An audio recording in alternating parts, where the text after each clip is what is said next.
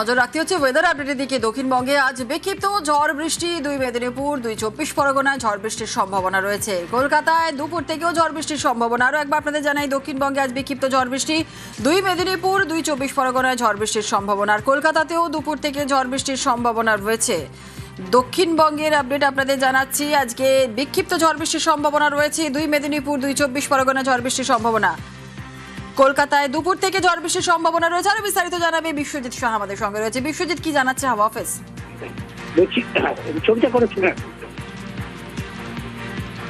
বিশ্বজিৎ, শোনা যাচ্ছে? হ্যাঁ, আজ দক্ষিণবঙ্গে বিক্ষিপ্তভাবে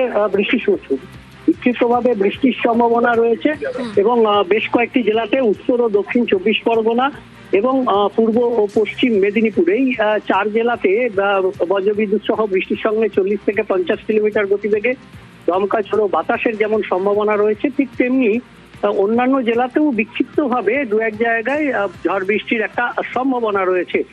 কিন্তু আগামী কাল থেকে বৃষ্টির সম্ভাবনাটা আরো কমবে।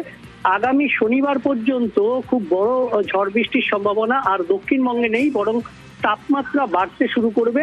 আগামী কাল থেকে 2 থেকে 4 ডিগ্রি সেলসিয়াস তাপমাত্রা বাড়তে পারে বৃহস্পতি শুক্রবারের মধ্যে। অর্থাৎ স্বাভাবিকের নিচে যে তাপমাত্রা রয়েছে এখনো সর্বোচ্চ সর্বনিম্ন, সেই তাপমাত্রাটাই স্বাভাবিকের কাছাকাছি।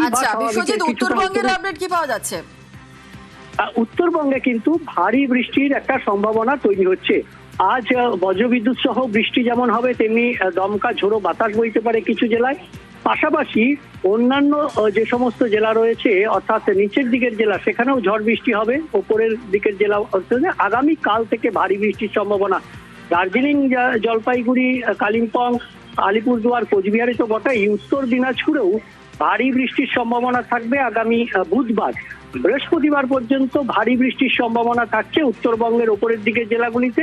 নিচের দিকের জেলাগুলিতেও বজ্রবিদ্যুৎ সহ 40-50 কিলোমিটার গতিবেগে দমকা ঝোড়ো ও বাতাস বইতে পারে, এমনটাই পূর্বাভাস আলিপুর আবহাওয়া দপ্তরের। বৃহস্পতিবারের পর থেকে ঝড় বৃষ্টির সম্ভাবনা কিছুটা কমবে উত্তরবঙ্গের জেলাগুলিতে।